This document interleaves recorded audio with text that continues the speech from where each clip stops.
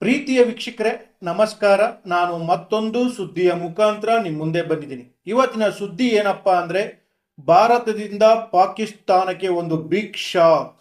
ಜೊತೆಗೆ ಕೇಂದ್ರ ಸರ್ಕಾರ ಪಾಕಿಸ್ತಾನದ ವಿರುದ್ಧ ಒಂದು ಮಹತ್ವದ ಒಂದು ನಿರ್ಧಾರವನ್ನು ತಗೊಳ್ಳಲು ಮುಂದೆ ಯೋಚನೆ ಮಾಡ್ತಾ ಇದೆ ವೀಕ್ಷಕರೇ. ಅದು ಏನಪ್ಪಾ ಅಂದ್ರೆ, ನೋಡಿ, ಪಾಕಿಸ್ತಾನ ಅನ್ನೋದು ನಮ್ಮ ಇಂಡಿಯಾಗೆ ಅಂದ್ರೆ ಭಾರತಕ್ಕೆ ಒಂದು ಶತ್ರು ದೇಶ ಅಂತ ಹೇಳ್ಬೋದು. ಯಾಕಪ್ಪ ಅಂದ್ರೆ ಪಾಕಿಸ್ತಾನದಲ್ಲಿ ಟೆರರಿಸಂ ಹಾಗೂ ನಕ್ಸಲರ ಹಾವಳಿ ಜಾಸ್ತಿ.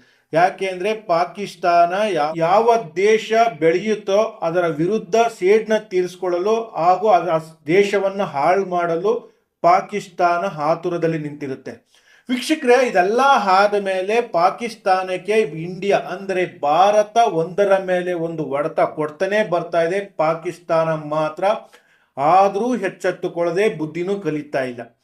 ಈಗ ಪಾಕಿಸ್ತಾನದ ವಿರುದ್ಧ ಭಾರತ ಮತ್ತೊಂದು ಅಸ್ತ್ರನ ಪ್ರಯೋಗ ಮಾಡಿತು, ಅದು ಸಹ ಸಕ್ಸಸ್ ಆಗಿದೆ.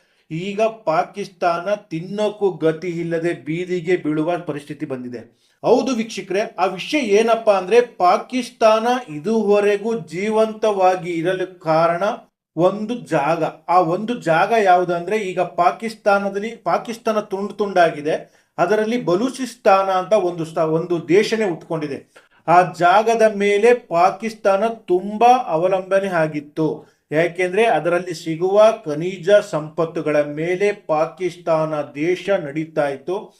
ಪಾಕಿಸ್ತಾನ ಸರ್ಕಾರ ಸಹ ಅದ್ರ ಮೇಲೆ ತುಂಬಾ ಇನ್ವಾಲ್ವ್ ಆಗಿತ್ತು. ಆದರೆ ಬಲೂಚಿಗಳು ಈಗ ಏನ್ ಮಾಡಿದ್ದಾರೆ ಅಂದ್ರೆ, ಪಾಕಿಸ್ತಾನದ ವಿರುದ್ಧ ಗುಡುಗಿ ಸಮರನ ಸಾರಿ, ಜೊತೆಗೆ ಈಗ ಬಲೂಚಿಗಳು ನಮ್ಮದೇ ಒಂದು ಸಪರೇಟ್ ದೇಶ ಅಂತ ಘೋಷಣೆ ಮಾಡಿಕೊಂಡಿದೆ.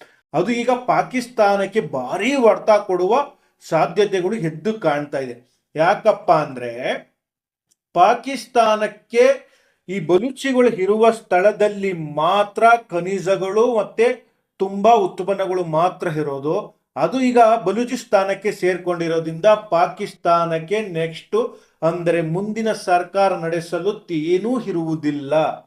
ಅಂದ್ರೆ ಬರಡು ಭೂಮಿಯಾಗಿ ಪಾಕಿಸ್ತಾನ ಮಾರ್ಪಡುವ ಸಾಧ್ಯತೆಗಳು ಹೆಚ್ಚು. ಈಗಾಗಲೇ ದೇಶಗಳು ಕೊಡುತ್ತಿರುವ ಹೊಡೆತಕ್ಕೆ ಪಾಕಿಸ್ತಾನದಲ್ಲಿ ಕುಡಿಯಲು ನೀರಿಲ್ಲ, ತಿನ್ನಲು ಅನ್ನವಿಲ್ಲ.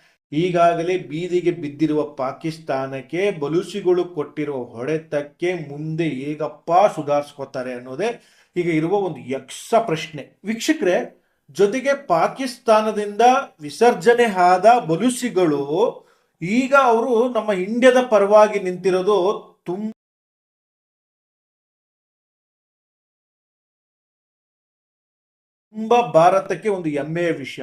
ಹೌದು, ಯಾಕಪ್ಪ ಅಂದ್ರೆ ಮೊನ್ನೆ ನಡೆದಂತ ನಮ್ಮ ಸ್ವಾತಂತ್ರ್ಯ ದಿನಾಚರಣೆ ಅಂಗವಾಗಿ ಬಲೂಚಿಸ್ತಾನ ಅಲ್ಲಿ ಸ್ವಾತಂತ್ರ್ಯ ದಿನಾಚರಣೆಯನ್ನು ಆಚರಣೆ ಮಾಡಿದೆ. ನಮ್ಮ ಇಂಡಿಯನ್ ಫ್ಲಾಗ್ ಅನ್ನು ಹಾರಿಸಿ ನಮ್ಮ ಒಂದೇ ಮಾತರ ಮಾಡುವ ಮೂಲಕ ನಮ್ಮ ಭಾರತಕ್ಕೆ ಕೃತಜ್ಞತೆಯನ್ನು ಸಲ್ಲಿಸಿದೆ. ಎಸ್ ವೀಕ್ಷಕರೇ, ಇದನ್ನ ನೋಡಿ ಕೆಲವು ದೇಶಗಳು, ಅದರಲ್ಲೂ ಪಾಕಿಸ್ತಾನಕ್ಕೆ ಸಪೋರ್ಟ್ ಮಾಡುವ ದೇಶಗಳು ಉರಿ ಉರಿಯಾಗಿ ಬೀಳ್ತಾ ಇದೆ. ಜೊತೆಗೆ ನಮ್ಮ ದೇಶದಲ್ಲಿ ಕೆಲವು ಜನಗಳು ಮಾತ್ರ ಅಂದ್ರೆ ಇಲ್ಲೇ ನೀರು ಕುಡಿದು, ಇಲ್ಲೇ ಗಾಳಿ ಕುಡಿದು, ಇಲ್ಲೇ ಅನ್ನ ತಿಂದು ನಮ್ಮ ವಿರುದ್ಧನೇ ಸಂಚು ಮಾಡುವ ಕೆಲವು ವ್ಯಕ್ತಿಗಳು ಮಾತ್ರ ಈಗ ಅಂಡಲ್ ಬೆಂಕಿ ಇಟ್ಕೊಂಡಂಗೆ ಆಗಿದೆ.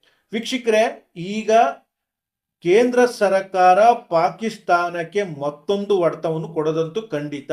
ಅದು ಯಾಕೆ ಅಂದ್ರೆ ನೋಡಿ, ಪಾಕಿಸ್ತಾನದಲ್ಲಿ ಟೆರರಿಸಂ ಹೆಚ್ಚಾದಾಗ ಭಾರತ ಮತ್ತೆ ಇಸ್ರೇಲ್ ಜೊತೆಗೂಡಿ ಆ ಟೆರರಿಸಂನ ನಾಶ ಮಾಡ್ತಾ ಬರ್ತಾ ಇದೆ. ಅಲ್ಲಿನ ಟೆರರಿಸ್ಟ್ಗಳು ಒಂದೊಂದಾಗೆ ಸಾವನ್ನ ಹಪ್ತಾ ಇದ್ದಾರೆ. ಈಗ ದಂಡನೆ ಇಟ್ಟುಕೊಂಡು ಕೇಂದ್ರ ಸರ್ಕಾರ ಮತ್ತೊಂದು ಹೆಜ್ಜೆನ ಇಡಲು ಮುಂದಾಗಿದೆ. ಅದು ಏನಪ್ಪಾ ಅಂದ್ರೆ, ಯಾವ ದೇಶದಲ್ಲಿ ಅಂದ್ರೆ ನಮ್ಮ ದೇಶದಲ್ಲಿ ಯಾರು ಪಾಕಿಸ್ತಾನಕ್ಕೆ ಸಪೋರ್ಟ್ ಮಾಡ್ತಾರೆ ಅವರಿಗೆ ಟಕ್ಕರ್ ಕೊಡಲು ಕೇಂದ್ರ ಸರ್ಕಾರ ಪ್ಲಾನ್ ಮಾಡ್ತಾ ಇದೆ. ಅಂದ್ರೆ ಈಗಿನ ಅಧಿವೇಶನದಲ್ಲಿ ಅಂದ್ರೆ ಈಗಿನ ಸಂಸತ್ ಅಧಿವೇಶನದಲ್ಲಿ ಅದನ್ನ ಜಾರಿಗೆ ತರಬೇಕು ಅಂತ ಕೇಂದ್ರ ಸರ್ಕಾರ ಪ್ಲಾನ್ ಮಾಡಿತ್ತು. ಆದರೆ IFRC ಅನ್ನುವ ಒಂದು ಮಸೂದೆ ಅನ್ನು ಜಾರಿಗೆ ತರಬೇಕು ಅನ್ನುವ ಒಂದು ಕಾರಣಕ್ಕೆ ಅದನ್ನು ಈಗ ಕೈ ಬಿಟ್ಟಿದೆ. ಅಂದರೆ ಮುಂದಿನ ಸಲ ಬರುವ ಸಂಸತ್ ಅಧಿವೇಶನದಲ್ಲಿ ಈ ಮಸೂದೆಯನ್ನು ಜಾರಿಗೆ ತರಲು ಕೇಂದ್ರ ಸರ್ಕಾರ ಚಿಂತನೆ ನಡೆಸಿದೆ. ಅದು ಎಂಥ ಕಠಿಣ ಶಿಕ್ಷೆ ಅಂದ್ರಪ್ಪ,